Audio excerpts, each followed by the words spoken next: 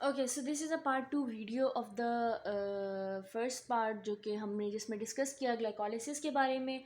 मैं आपके लिए सुपरफिशियली जो है इसको रिवाइज कर देती हूँ ताकि हम आगे का वाला प्रोसेस जो है वो समझ सकें। लेकिन इसके लिए आपको पहले वाली वीडियो देखना ज़रूरी है, क्योंकि अगर आपको शुरू का प्रोसेस समझ नहीं है तो आगे समझ नहीं आएगा। But still I am going to revise this topic for you. अच्छा, तो सबसे पहले क्या हुआ था कि ग्लूकोज हमारे पास आया था। ग्लूकोज 6 फॉस्फेट में कन्वर्ट हुआ बाय यूज़ ऑफ एटीपी। इस दौरान हमारे पास हेक्सोकाइनेज ग्लूकोकाइनेज यूज़ हुआ, उसका हमने पूरा देख लिया कि किस तरह रेगुलेशन क्या और दोनों में फ़र्क क्या है। ग्लूकोज 6 फॉस्फेट बन गया, अब वो फ्रुक्टोज 6 फॉस्फेट में कन्वर्ट होता है by the help of phosphoglucoisomerase enzyme. उसके बाद फ्रुक्टोज 6 फॉस्फेट से हमारे पास फ्रुक्टोज 1,6 बिस फॉस्फेट बनता है विद द हेल्प ऑफ फोस्फोफ्रुक्टोकाइनेज 1। और ये जो एंजाइम है इसको रेगुलेट करने के लिए हमारे पास डिफरेंट चीज़ें हैं। एटीपी सिट्रेट से ये इनहिबिट होता है और हाई लेवल ऑफ एएमपी से ये जो है ना आगे प्रोसीड होता है। फोस्फोफ्रुक्टोकाइनेज 2 जो है इसको रेगुलेट कर रहा होता है। फोस्फोफ्रुक्टोकाइनेज 2 क्या होता है?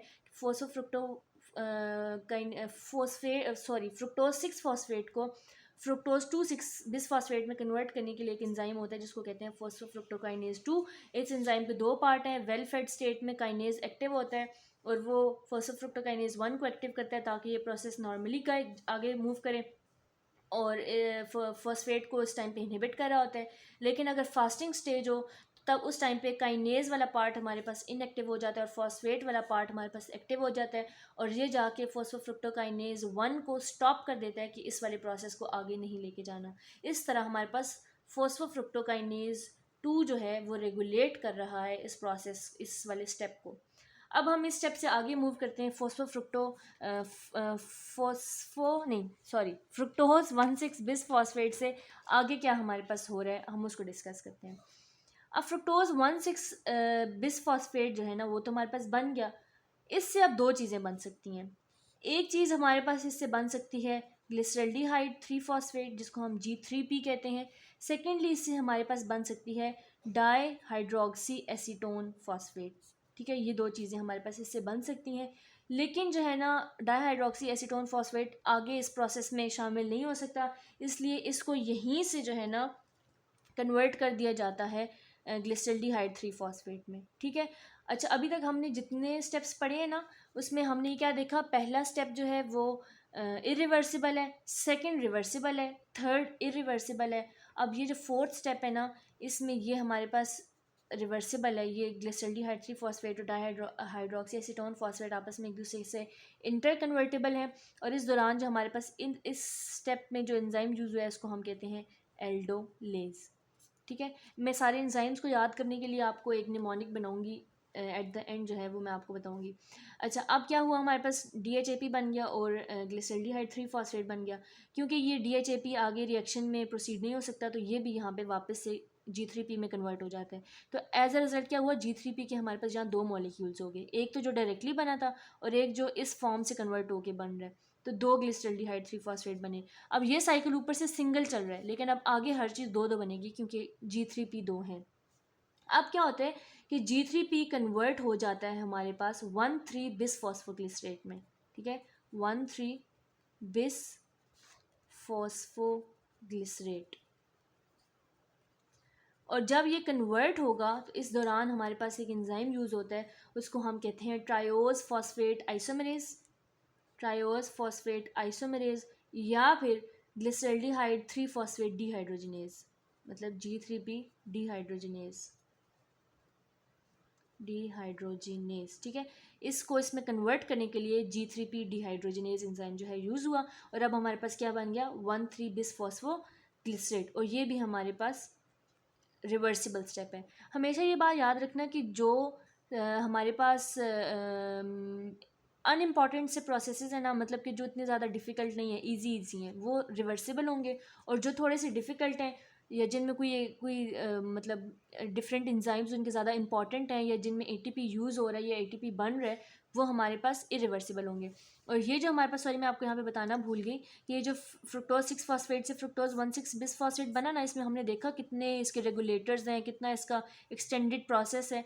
तो इस दौरान भी हमारे पास एटीपी यूज़ हो रहा होता है क्योंकि इसको हमने एक काम करें, हम एक एंजाइम का इतना डिफरेंट रेगुलेशन कर रहे हैं, एटीपी यूज़ हो रहा है, इधर भी हम इन्वेस्टमेंट करें, अभी तक हमने यहाँ पे पैसा लगाया है, ठीक है, 2 फेजेस में हमने इन्वेस्टमेंट की है।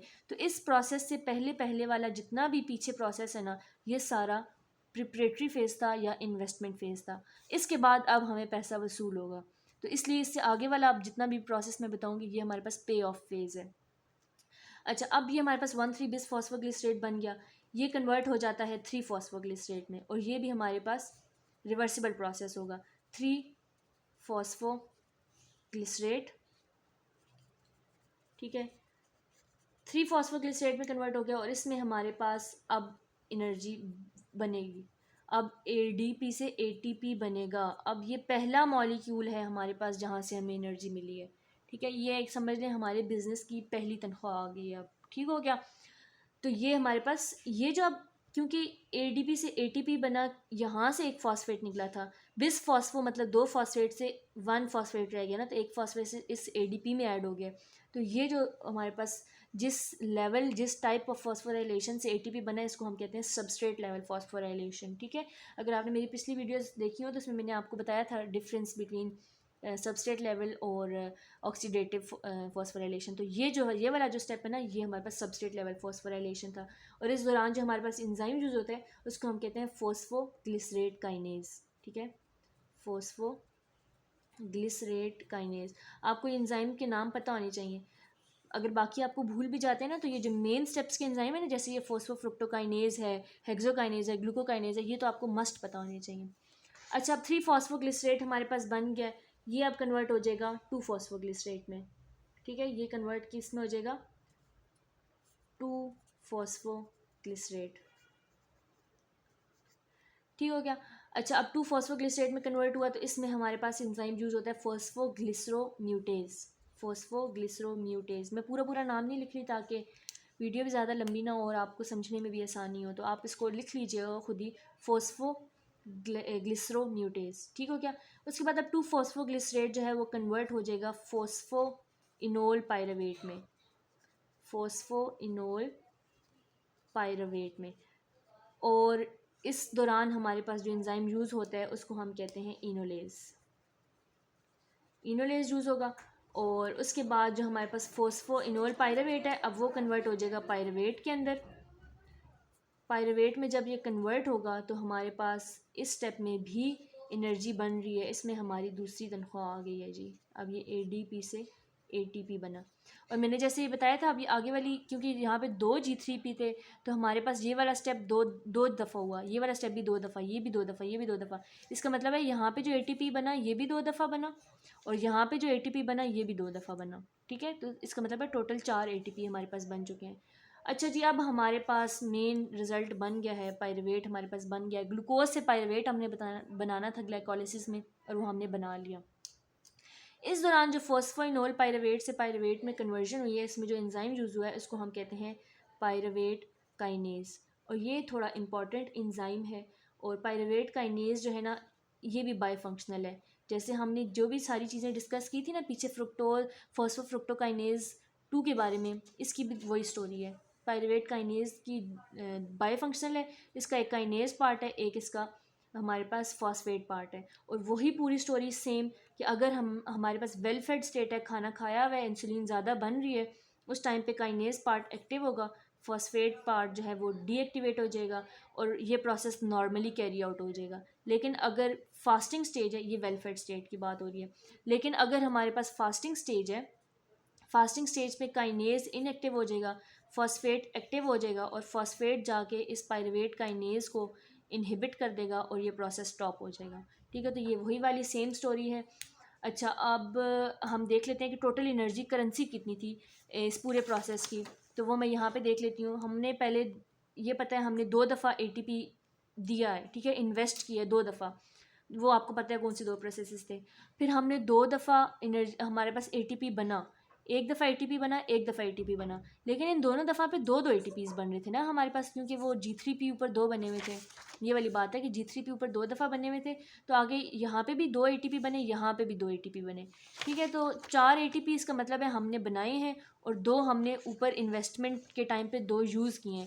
तो अब जो चीज़ आपने अगर इन्वेस्ट की हुई है वो अब आपने वापस निकालनी है, तो ये 2 ATPs तो वापस कर दो सिस्टम को जिससे लिए थे। तो पीछे कितने बच गए? 2 ATP। तो अगर आपसे कोई पूछे कि ग्लाइकोलिसिस में कितने ATP बनते हैं, तो हमारे पास जी ग्लाइकोलिसिस में टोटल 2 ATP बनते हैं। ये बात आप लोगों को समझ आ गई। So that was all about glycolysis. ये बहुत ही ज़्यादा इजी है, एक दफ़ा अगर आप इसको इन डिटेल समझ लें तो आपके लिए बार बार इसको समझना ज़्यादा मुश्किल नहीं होगा। अब मैं आपको बताती हूँ इस पूरे लेक्चर को याद करने का तरीका। समझ तो आप लोगों को आ गई है। याद करने में इसमें 2 चीज़ें इंपॉर्टेंट हैं। एक तो आपने इंजाइम्स जो है ना उनके नाम याद करने हैं। उसके नाम याद रखने के लिए मैंने एक निमोनिक बनाया है जिसको मैं, ये मेरा अपना ही बनाया है तो अजीब सा ही है, HP पैट GPP, ठीक है। ये एक तरह का निमोनिक है। आई होप कि आप लोगों को ये ज़्यादा वियर्ड ना लगा हो। HP पैट GPP हेक्सोकाइनेज और ग्लूकोकाइनेज तो साथ ही आएगा, H4। फिर P से फॉस्फोग्लूको आइसोमरेज, देन हमारे पास दोबारा P है तो फॉस्फोफ्रुक्टोकाइनेज 1, देन हमारे पास A for aldolase, then T for हमारे पास जो ट्रायोज फॉस्फेट आइसोमरेज था ये वो है, ये इस जगह पे यूज़ हो रहा है, ये इन दोनों के दरमियान में ये एंजाइम। उसके बाद हमारे पास G3P डिहाइड्रोजनेज है, देन फॉस्फोग्लिसरेट काइनेज है, देन हमारे पास आगे आ जाता है फॉस्फोग्लिसरोन्यूटेज, देन आता है इनोलेज और एंड पे आता है पायरुवेट काइनेज, ठीक है। ये तो हमारे पास एंजाइम्स को याद रखने के लिए था। अब जो हमारे पास इसमें रिएक्टेंट और प्रोडक्ट्स के नाम याद रखने के लिए ये थोड़ा ज़्यादा वियर्ड है, बट स्टिल याद करने के लिए कुछ भी चलेगा। ये निमोनिक है हमारे पास। वैसे आपको ये चीज़ वैसे ही बार बार रिपीट करने से याद हो जाएगी, लेकिन अगर नहीं याद होती तो उसका निमोनिक है good girls friends fills glass daily by 3-2 PGs, ठीक है। हम कहते हैं ना 2-3, तो 3-2 PGs and play ping pong, ठीक है, PP से लिख देती हूँ, and play ping pong and ludo. इससे आपको याद रखा। अब मैं बताती हूँ इससे क्या क्या बना था। G फॉर ग्लूकोज था हमारे पास, then glucose 6 phosphate, fructose 6 phosphate, fructose 1,6 bis phosphate, then हमारे पास glyceraldehyde 3 phosphate, dihydroxy acetone phosphate जो कि हमने यूज़ नहीं किया था लेकिन बनता तो है।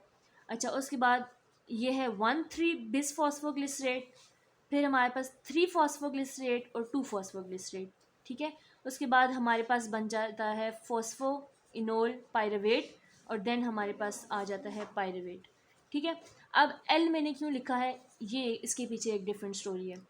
अब होता क्या है कि अगर तो हमारे पास ये वाला प्रोसेस सारा नॉर्मली हो रहा है ना, तो पायरुवेट तक हमारे पास ये चीज़ बन गई है, लेकिन आगे अगर पायरुवेट के पास ऑक्सीजन नहीं है ना तो वो आगे कन्वर्ट हो जाता है लैक्टोज के अंदर, उसके लिए ये L है। लेकिन वो स्टोरी नेक्स्ट वीडियो में देखेंगे इन अ डिफरेंट टॉपिक जो कि है हमारे पास TCA, उसके अंदर हम इस चीज़ को डिस्कस कर लेंगे पहले इंट्रो में थोड़ा सा। और इसके अलावा अगर आप ये वाली चीज़ सीरियस मॉड्यूल में पढ़ रहे हो तो आपको इसके साथ एक और चीज़ भी पता होनी चाहिए, वो क्या है कि ग्लाइकोलिसिस हार्ट में किस तरह डिफरेंट होती है एज़ कम्पेयर टू बाकी बॉडी की ग्लाइकोलिसिस। अच्छा, इसमें ये डिफरेंस है कि ये स्लोएस्ट है लेकिन सबसे ज़्यादा एफिशिएंट ATP प्रोडक्शन जो है ना वो हमारे पास कहाँ हो रही होती है, जब हार्ट की ग्लाइकोलिसिस हो रही होती है। क्यों? क्योंकि हार्ट के जो मसल्स होते हैं ना, कार्डिक मसल्स, उनके अंदर बहुत ज़्यादा माइटोकॉन्ड्रिया प्रेजेंट होता है, ठीक है। और जब ज़्यादा माइटोकॉन्ड्रिया है तो इसका मतलब है बहुत जल्दी जल्दी में एनर्जी बन भी रही है, सॉरी स्लो बन रही है लेकिन एफिशिएंट तरीके से बन रही है, और 3 सेकेंड जो है ना इसकी सप्लाई का टाइम है। अब ये ग्लाइकोलिसिस एरोबिक भी है और एनारोबिक भी है, स्पेशली मैं हार्ट टिश्यूज़ की बात कर रही हूँ। एरोबिक होगी तो 38 ATP बन रहे होंगे टोटल ग्लूकोज के, और एनारोबिक होगी तो सिर्फ 2 ही बन रहे होंगे। अब ये 2 सिर्फ ग्लाइकोलिसिस से ही बने हैं, क्योंकि ग्लाइकोलिसिस में ATP नहीं चाहिए, ग्लाइकोलिसिस में दोनों में 2-2 ही बनेंगे। लेकिन एनारोबिक है तो सिर्फ 2 ही बनेंगे क्योंकि सिर्फ ग्लाइकोलिसिस ही हुई है। लेकिन अगर एरोबिक है ना तो आगे वाले सारे प्रोसेसेस भी होंगे जो आने वाली वीडियोज़ में हम देखेंगे, इसलिए 38 ATP इसमें बन जाएंगे। आगे ये वही बात लिखी हुई है कि ऑक्सीडेटिव फॉस्फोराइलेशन से बने हैं और इसमें जो है ना सिर्फ ग्लाइकोलिसिस से बने हैं। अब डिफरेंट क्यों है हार्ट के ATP प्रोडक्शन डिफरेंट क्यों है बाकी बॉडी से, वो इसलिए क्योंकि कार्डिक जो मसल्स हैं उनके अंदर, जैसे मैंने बताया, उसके जो मसल फाइबर्स हैं उनके अंदर माइटोकॉन्ड्रिया की डेंसिटी 10 टाइम ज़्यादा है एज़ कम्पेयर टू बाकी के मसल्स, ठीक है। इस वजह से उसके अंदर एफिशिएंट एटीपी जो है वो हमारे पास उसकी प्रोडक्शन हो रही होती है। इसके अलावा हमारे पास जो हार्ट के मसल्स हैं उनको रेस्ट भी मिल रहा होता है, जिसको हम माइक्रो रेस्ट कहते हैं। वो एक फिजियो का अलग टॉपिक है, रेस्ट क्यों मिलता है, वो स्लो कैल्शियम चैनल्स की वजह से मिलता है। वो आप लोगों को उस वीडियो में जो है मैं फिजियो की वीडियोज़ बनाऊँगी, तो आप जो है वहाँ से उस चीज़ को समझ सकते हैं। तो बाकी ये कि लॉन्ग स्टोरी शॉर्ट ये कि माइक्रो रेस्ट मिलता है हार्ट मसल्स को, बाकी मसल्स को नहीं मिल रहा होता। इसके अलावा जो हमारे पास हार्ट मसल्स हैं उसको एफिशिएंट ब्लड सप्लाई मिल रही है, लार्ज अमाउंट ऑफ, इसका मतलब है ऑक्सीजन आ रही है उसके अंदर, ठीक है। तो ज़्यादा से ज़्यादा एटीपी जो है वो हार्ट मसल्स में बन रहे होते हैं, और हार्ट मसल टायर भी नहीं होते, इसी वजह से हर वक्त वो बेशक सोए हो जागे जो भी है वो एक्सट्रीम वर्किंग कंडीशन में होते हैं। So that was all about glycolysis. मैंने ग्लाइकोलिसिस जनरल भी बता दिया, और हार्ट मसल्स के अंदर स्पेशल ग्लाइकोलिसिस क्या होती है ये भी मैंने आपको बता दिया। So that was all about glycolysis. I hope ये बहुत ज़्यादा आप लोगों को आसान लगा होगा, बार बार रिवीजन करने से आपको ये टॉपिक इंशाल्लाह ज़रूर समझ आ जाएगी और आपको याद भी हो जाएगा। So in the next video we are going to see about the tricarboxylic acid cycle, जिसको हम TCA साइकिल कहते हैं, या फिर हम क्रेब्स साइकिल जिसको हम कहते हैं, वो हम डिस्कस करेंगे। So see you in the next video. तब तक के लिए थैंक यू वेरी मच। अल्लाह हाफिज़।